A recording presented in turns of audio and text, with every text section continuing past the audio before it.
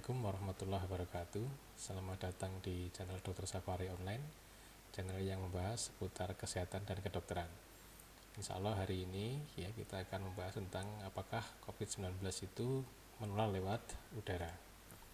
Nah, landasannya adalah sejak pertama kali dilaporkan di Wuhan, di Cina sana, kasus COVID-19 itu menjalar ke berbagai negara dengan sangat cepat. Bahkan dalam waktu 2 minggu sudah menyeberang ke negara yang lain. 1 bulan sudah banyak ke negara yang lain dan kasusnya itu semakin meningkat. Jadi kenapa sedemikian cepatnya terjadi penyebaran dan penularan dari COVID-19 ini?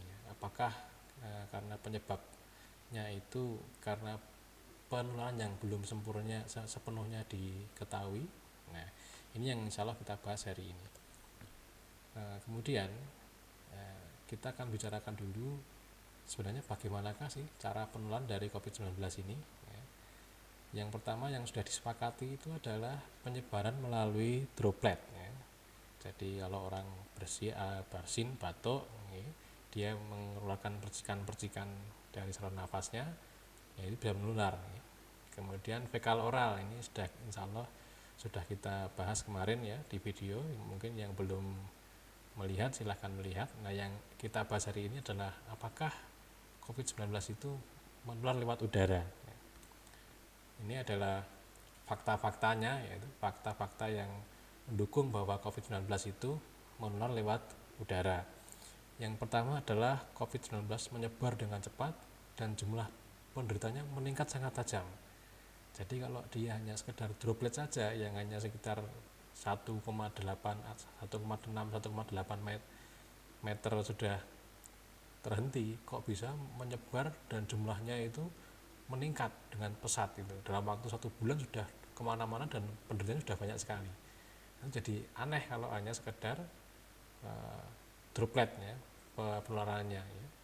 Dan bahkan sebagian besar penderita tidak bergejala dan sebagian besar penderita itu tidak tahu dari mana dia tertular gitu ya. Jadi kalau dropletnya itu dikeluarkan lewat batuk atau bersin nah kalau yang menulari saja dia nggak tahu dia ketularan di mana, tidak ada riwayat kontak dengan orang yang sakit batuk, terus dari mana penularannya itu. Nah, ini yang jadi fakta-fakta bahwa COVID-19 itu menular lewat udara, ditambah dengan fakta dari kru dan awak dan penumpang dari Diamond Prince, kapal pesiar itu yang membawa 3.711 orang. Awalnya itu hanya melaporkan 10 orang yang terkena COVID. Karena terkena COVID dia menepi ke pantai di Jepang sana, kemudian dikarantina, dicegah supaya tidak ada terkena droplet saat antara satu orang dengan orang yang lain, dan menerapkan social distancing. Tapi toh akhirnya di akhir karantina 14 hari itu justru yang terkena malah menjadi 634 orang.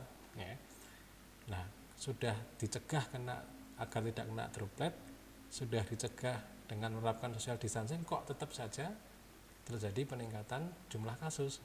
Nah, ini menimbulkan pertanyaan. Data lagi yang mendukung adalah WHO sendiri itu sudah menyebutkan bahwa ada tindakan-tindakan tertentu atau prosedur tertentu yang menimbulkan percikan dari saluran nafas, yang itu justru akan meningkatkan risiko terjadinya penularan coronavirus ini. Contohnya apa? Misalnya memanipulasi tindakan yang untuk bantuan saluran nafas, misalnya intubasi trakea, melubangi kerongkongan, tenggorokan, kemudian bronkoskopi, masukkan selang atau kamera ke dalam saluran nafas, itu bisa menimbulkan percikan atau aerosol. Nah, itu bisa menularkan lewat ke udara. Kemudian fakta yang lain adalah banyak patogen yang menginfeksi saluran nafas itu ditularkan lewat udara. Contohnya influenza, bahkan SARS-CoV yang pertama dulu, MERS itu kan golongan dari penyebabnya kan golongan dari sekeluarga dengan COVID ini penyebabnya. Nah, mereka ditularkan lewat udara. Ada lagi fakta bahwa batuk, bersin, bahkan bicara, bernafas itu bisa menghasilkan percikan dari saluran nafas dengan ukuran yang bervariasi gitu ya. Nah, percikan yang dikeluarkan itu bisa menempuh jarak yang berbeda dan waktu tinggal di udara itu juga berbeda-beda tergantung dari ukuran percikannya itu. Fakta selanjutnya, pada pasien COVID-19 itu ya, pada air liurnya itu bisa ditemukan 7 juta kopi RNA dari virus corona ini ya. Kalau dia bicara pelan, bicara biasa saja ya, setiap dia bicara itu mengeluarkan kira-kira 10 virus. Nah, dalam 1 menit dia bisa mengeluarkan 600 virus. Dalam waktu 10 menit dia bisa mengeluarkan 6.000 virus gitu ya. Nah, kalau dia bicara keras ya, dalam 1 menit dia bisa mengeluarkan 1000 virus ya, tinggal dikalikan berapa jam berapa menit ya. Nah, lama tinggal ketika dia sudah dikeluarkan di udara itu ya, virus corona itu bisa bertahan sampai 3 jam di udara itu ya, dan dia masih bisa menginfeksi sel ketika dia diambil ya, ketika misalnya ada pasien dengan virus corona ya, dia di udara mengeluarkan virusnya ke udara, diambil kemudian dibiakkan di sel itu, masih bisa menginfeksi sel itu ya. Itu hasil penelitiannya. Kemudian fakta yang di Amerika ya, tempat orang yang dikarantina itu di Nebraska sana ya, dilaporkan bahwa udara di ruangan yang dipakai untuk mengkarantina orang yang kena COVID ini ternyata ditemukan virus corona ini. Nah, di Wuhan, Cina, rumah sakitnya itu udara di lingkungannya itu dikumpulkan ya, kemudian diperiksa ternyata ada virus coronanya ya. Di Singapura ya, di kipas angin di ventilasi ICU itu juga bisa ditemukan coronanya ya. Di Italia Utara yang sangat banyak kasusnya terjadi virus infeksi COVID ini juga ditemukan virus corona di udara ya. Dan bahkan ada yang melaporkan virus corona ini bisa menempel ke debu. Nah, itu fakta-faktanya. Sehingga ketika dia bisa dilepaskan di udara virus corona ini, maka jumlah pasien COVID ini berbanding terbalik dengan kadar ozon ya. Ini fakta yang mendukung lagi. Jadi kalau dia dilepaskan kadar ozonnya tinggi, maka virus coronanya mati ya, sehingga orang yang terkena juga lebih sedikit. Tapi kalau kadar ozonnya itu rendah ya, maka semakin banyak orang yang terkena. Ini menunjukkan bahwa fakta bahwa virus corona ini bisa ditularkan lewat udara ya. Nah, jumlah pasien COVID-19 berbanding lurus dengan temperatur ya, semakin tinggi derajat panasnya, suhunya, maka suhu lingkungan ya maksudnya, maka jumlah pasien COVID semakin banyak. Kenapa? Karena droplet yang tadinya ukurannya besar ketika suhunya tinggi, droplet itu bisa mengalami dehidrasi ya, kehilangan molekul air, sehingga dia ukurannya akan menjadi lebih kecil ya, sehingga keberadaan dia di udara lebih lama daripada ketika ukurannya lebih besar. Demikian juga dengan kelembapan. Dan bahkan infektivitas coronavirus ini berbanding terbalik dengan intensitas cahaya matahari. Semakin banyak mataharinya, cahayanya semakin berkurang infektivitasnya.